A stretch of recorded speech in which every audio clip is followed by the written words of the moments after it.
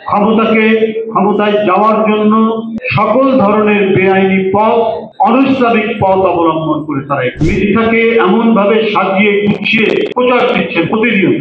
অনেক অমুসলিমরা গভীর শ্রদ্ধা করে তার বিষয়ে আমাদের দেশেই তথাকথিত কিছু ইসলামের নামধারী মানুষ নানা ধরনের ফিতনা ফেসাদ তৈরি করার জন্য বানোয়াট কথাবার্তা বলছে, এবং যেটার উদ্দেশ্য কোনো মহান ধর্মীয় মূল্যবোধ তৈরি করার জন্য নয়।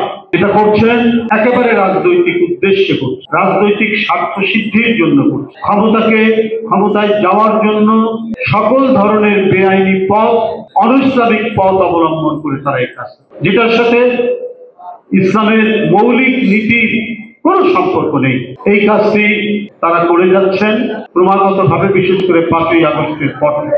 আপনাদের তো আমি মনে করি যে কাজগুলি করা দরকার ছিল, আমি শেখ হাসিনা ক্ষমতায় থাকতে আপনাদের অনেক একেবারে প্রথম শ্রেণীর গুরুত্বপূর্ণ নেতা এক ধরনের জুডিশিয়াল কিলিং, বিচার বিভাগীয় হত্যা করেছে।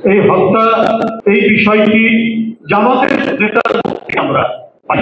এরা হচ্ছে হিন্দুদের মধ্যে শাখা, এরা হচ্ছে অন্য রাজনৈতিক দল যাদের আন্দোলনে গুরুত্বপূর্ণ অবদান আছে, তাদেরকে নানাভাবে তাদের বিরুদ্ধে কুৎসা রটনা করা এই কাজগুলো করছে। এবং সবচাইতে মজার যে ব্যাপারটা এবং দুঃখজনক ব্যাপারটা, তারা তাদের কিছু ছেলেপেলে দিয়ে অনলাইনে অনেক আপনার ফেসবুক, অনলাইন মানে ডিজিটাল প্রযুক্তি ব্যবহার করে মিথ্যাচার, কটূক্তি, কুরুচিপূর্ণ কথা লাগামহীন ভাবে বলার জন্য তারা তৈরি করে। এরা মিথ্যাকে এমন ভাবে সাজিয়ে গুছিয়ে প্রচার দিচ্ছে প্রতিনিয়ত, এটা বলে শেষ করা যাবে না। এই কাজটা তারা করে যাচ্ছে। আমরা যারা ইতিহাস সম্পর্কে পড়েছি, আমরা কিন্তু ইতিহাসের মধ্যযুগ বলে এক কথা, ওই মধ্যযুগে ওইটা ছিল বিজ্ঞান বিরোধী যুগ, যুক্তি বিরোধী যুগ, ওটাকে মধ্যযুগ বলে।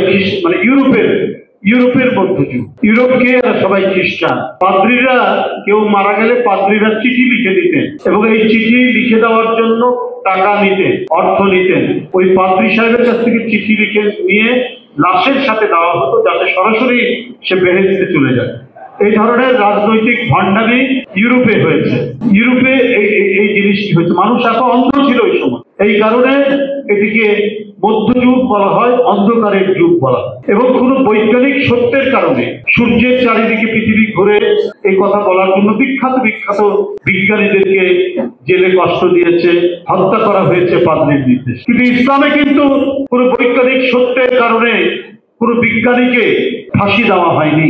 এটাই পার্থক্য অন্যান্য ধর্মের সাথে মুসলমান। এখানে কত বিখ্যাত আবুরুস আল ইদ্রিসি, কত বিখ্যাত আপনার ম্যাথমেটিশিয়ান, বিজ্ঞানী, চিকিৎসক জন্ম হয়েছে। ইবনে সিনা, ওমর খাইয়াম, একজন বিখ্যাত কবি এবং একজন বিখ্যাত চিকিৎসক। আল খারিজমি, বিখ্যাত ম্যাথমেটিশিয়ান।